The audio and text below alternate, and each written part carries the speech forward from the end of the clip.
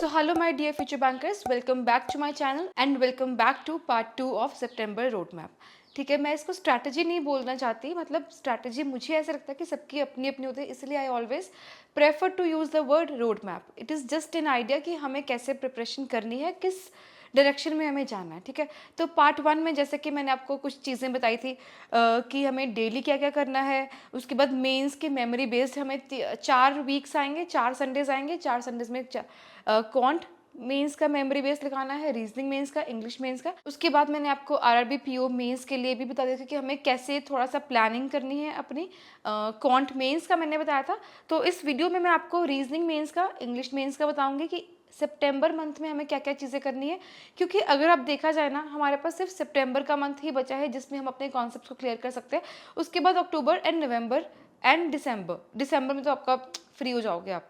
अक्टूबर नवंबर में आपके एग्जाम्स होंगे जो भी मेजर एग्जाम्स जिसके लिए आप स्टार्टिंग से प्रिपरेशन कर रहे हो, वो आपके एग्जाम अक्टूबर एंड नवंबर में आ जाएंगे and may be first week of दिसंबर में. ठीक है, तो इसलिए हमारे पास सिर्फ इतने ही दिन हैं, यही 29 to 30 डेज हैं जब हम प्रिपरेशन कर सकते हैं, हमने अपने कॉन्सेप्ट्स के ऊपर वर्क कर सकते हैं. तो अगर मैं रीजनिंग की बात करूँ ना, बहुत सारे ऐसे एस्पिरेंट्स हैं जिन्होंने रीजनिंग मेंस की अभी तक स्टार्टिंग भी नहीं करी है, कि उनको पता ही नहीं सिलेबस क्या है. तो मैं उनको रिक्वेस्ट करूँगी, सजेस्ट करूँगी कि आप ना ऑल्टरनेट डेज पर पहले, अगर आप पहले स्टार्टिंग से प्रिपरेशन कर रहे होते रीजनिंग मेंस की, तो मैं आपको बोलती कि आप चाहे वीकली कर लो. लेकिन since now you have not done anything, तो आई वुड सजेस्ट यू कि आप रीजनिंग मेंस के लिए ना ऑल्टरनेट डेज पर सारे टॉपिक्स के साथ एक बार वेल वर्स हो जाओ. कौन कौन से टॉपिक्स है? कोडेड इनइक्वालिटी है, कोडेड डायरेक्शन है, कोडेड ब्लड रिलेशंस है, कोडिंग डिकोडिंग है, इनपुट आउटपुट है और क्रिटिकल रीजनिंग है, एंड देन और भी काफ़ी सारे टॉपिक्स है रीजनिंग के. तो मैं आपको सजेस्ट करूँगी कि हमें प्रायोरिटी पर कौन से टॉपिक्स करने हैं. Coding decoding, input output and critical reasoning. इनको तो अगर आप इनपुट आउटपुट के अगर आप डेली बेसिस पर भी आधा घंटा निकाल के एक क्वेश्चन कर पाओ, कहीं से भी करो, यूट्यूब से भी आप कर सकते हो, वो आप प्लीज़ करिए. It will definitely help you in the exam. ठीक है, मैं ये नहीं कह रही कि आपके 100% क्वेश्चन सॉल्व हो जाएंगे, लेकिन हाँ, आपके क्वेश्चन होने की प्रोबेबिलिटी बढ़ जाएगी अगर आप डेली बेसिस पर या फिर डेली बेसिस पर आप इनपुट आउटपुट के क्वेश्चन करोगे. ये तो हो गया रीजनिंग मेंस कि हमें रीजनिंग मेंस को कैसे टैकल करना है. हाँ, जिन लोगों का स्ट्रॉन्ग है ना रीजनिंग मेंस, तो उनको सारे टॉपिक्स के साथ वेल वर्स नहीं होना है. उनको सिर्फ वो वाले टॉपिक्स करने हैं जो उनको लगता है कि इसमें मैं स्लो हूँ, ये वाले टॉपिक्स मेरे वीक है. उनको आप जैसे भी आपको टाइम परमिट करता है वैसे आप करिए. 2 दिन के बाद भी रीजनिंग मेंस उठा सकते हो, एवरी ऑल्टरनेट डेज भी उठा सकते हो, जैसे आपको ठीक लगता है. ठीक है, उसके बाद अगर मैं आपको एक चीज़ और बताऊँ ना, क्वांट मेंस में कौन से क्वेश्चंस के ऊपर हमें ज़्यादा फोकस करना चाहिए.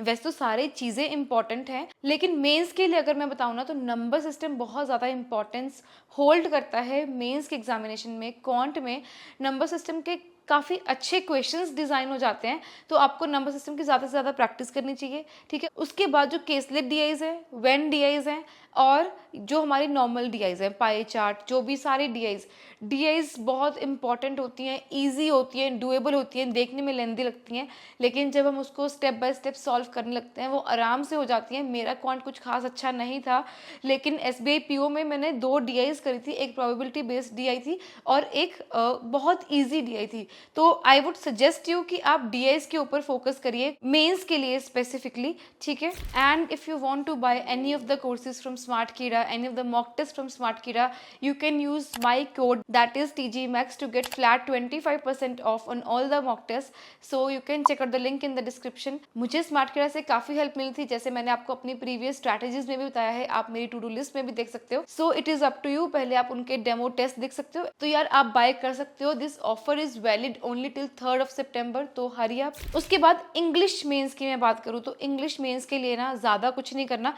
मैंने निमिषा मैम की क्लासेस फॉलो करी थी. प्लस इंग्लिश इतना ज़्यादा इम्पॉर्टेंट हो जाता है ना कोई भी एग्ज़ाम क्लियर करने के लिए, क्योंकि डिस्क्रिप्टिव और इंग्लिश दोनों बहुत अच्छा खासा वेटेज होल्ड करते हैं दोनों मेंस एग्जामिनेशन में, चाहे वो एसबीआई पीओ हो चाहे वो आईबीपीएस पीओ हो. ठीक है, तो इंग्लिश के लिए ना आई वुड रिकमेंड यू, जैसे कि मैंने आपको पहले भी बताया है कि SmartKira का इंग्लिश जो है इट इज़ वेरी गुड.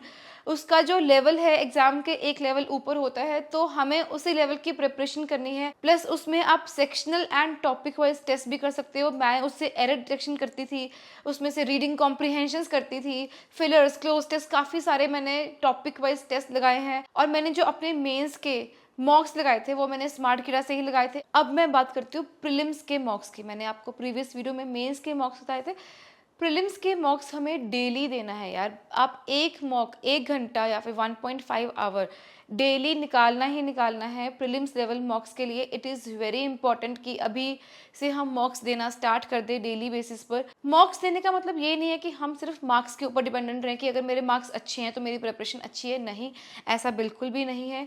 हमें ये चीज़ देखनी है कि हम कौन से टॉपिक्स अच्छे से नहीं कर पा रहे हैं जब हम मॉक अटेम्प्ट कर रहे होते हैं, ठीक है। तो इसलिए एक prelims level full length mock आपको डेली देना ही देना है। आपको मैं अपनी टू लिस्ट डेली शेयर करती आ रही हूँ। आपने देखा होगा, I have always done 1 full length mock, हमेशा मैंने कभी मिस नहीं किया है, ठीक है। तो आई वुड रिकमेंड यू आप डेली दीजिए, चाहे आप कैसे भी करके टाइम निकालिए, लेकिन आपको एक फुल लेंथ मॉक देना ही देना है प्रीलिम्स लेवल का। जैसे हमारा IBPS पहले आएगा तो आपको IBPS PO का मॉक देना है डेली बेसिस पर।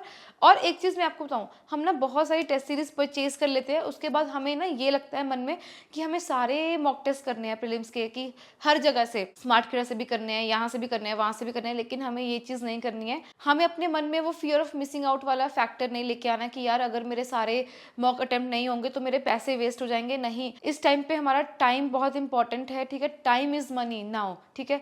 तो हम full length mock daily basis पर देंगे। सिर्फ एक प्रीलिम्स के 5 दिन पहले का मैं आपको दोबारा से बताऊंगी कि कैसे करना है, लेकिन अभी हमें सिर्फ एक फुल लेंथ मॉक देना है, ठीक है। और इंग्लिश प्रीलिम्स के लिए बहुत सारे एस्पिरेंट्स का डाउट रहता है कि क्या करना है।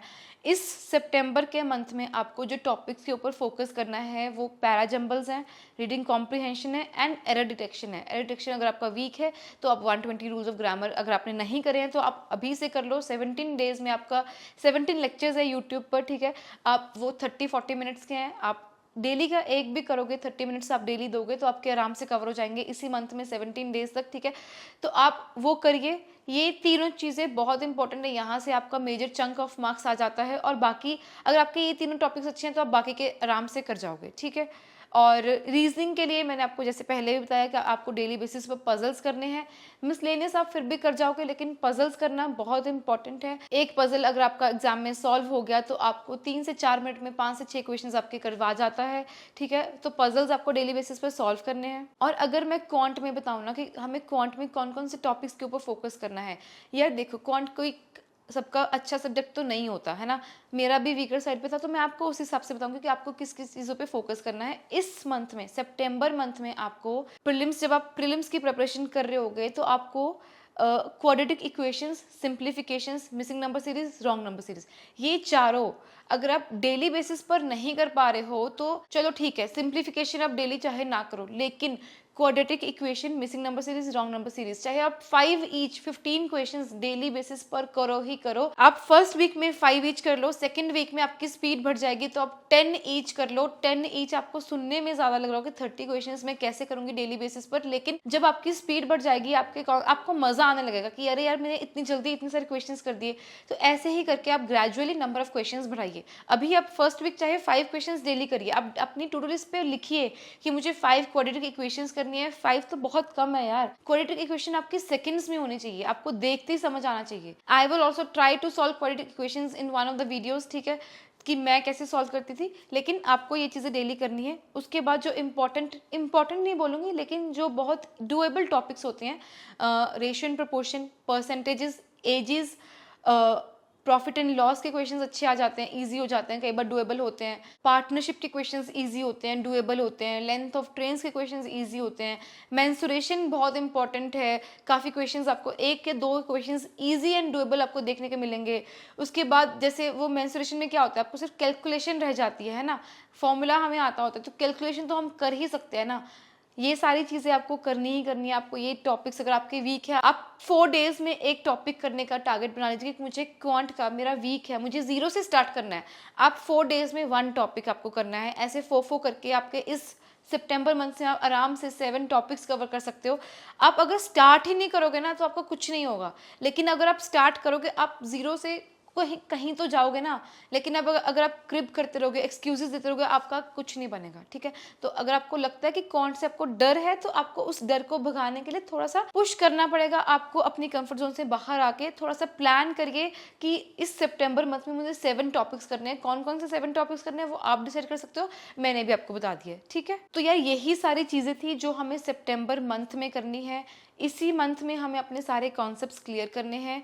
उसके बाद बिल्कुल भी टाइम नहीं बचेगा। करंट अफेयर्स का मैंने आपको पहले वीडियो में बता दिया था, बाकी एक डिटेल करंट अफेयर्स की वीडियो मैं आपको लेके आऊँगी वेरी वेरी सून, ठीक है।